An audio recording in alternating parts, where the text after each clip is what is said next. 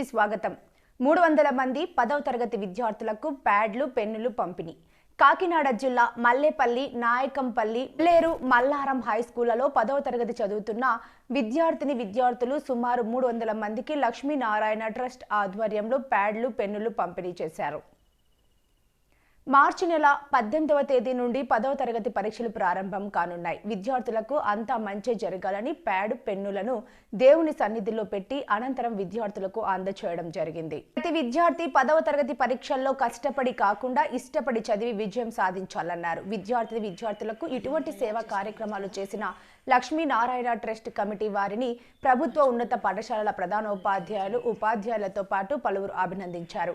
ఈ కార్యక్రమంలో Lakshminarayana trust committee సభ్యులు బి సూర్యనారాయణ శర్మ, కె అమరేశ్వర్, కృష్ణుడు, జి విజయ, డి కోటేశ్వరరావు, ఎంవివి సత్యనారాయణ రెడ్డి తదితరులు పాల్గొన్నారు.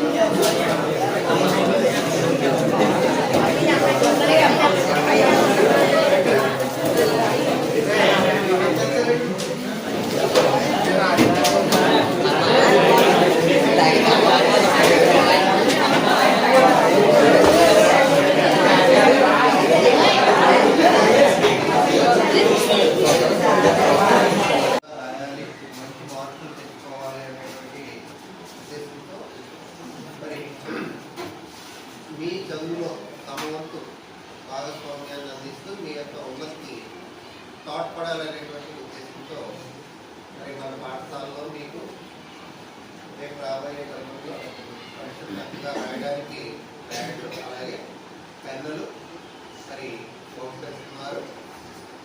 ఇక్కడ వాళ్ళని కేవలం గ్రామీణ ప్రాంతాల్లో ఉన్నటువంటి విద్యార్థులకి తోడ్పాటును అందించాలి అనేటువంటి ఉద్దేశంతో మంచి చక్కటి కార్యక్రమాలు చేపట్టడం జరిగింది.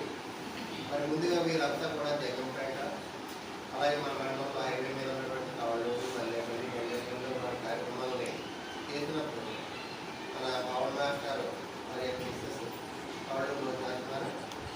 ఆవిడ కూడా వెనుకబడినటువంటి మన మారుమూల ప్రాంతం, మన మండలానికి అక్కడ కూడా మీ కార్యక్రమాలు విశ్లేస్తే బాగుంటుందని తిరిగి వస్తే వారు మరి మన పాఠశాలలో వారి యొక్క కార్యక్రమాన్ని చెప్పారు. అలాగే భవిష్యత్తులో మరిన్ని కార్యక్రమాలు చేస్తారు.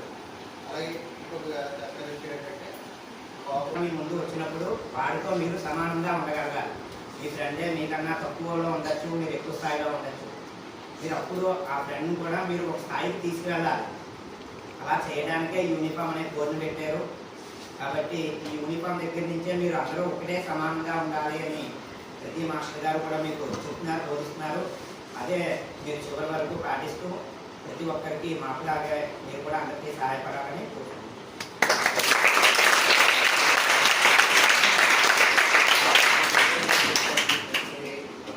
అందరూ సమానమైనటువంటి జీవితం ఉండాలని చక్కగా తెలియజేస్తున్నారు.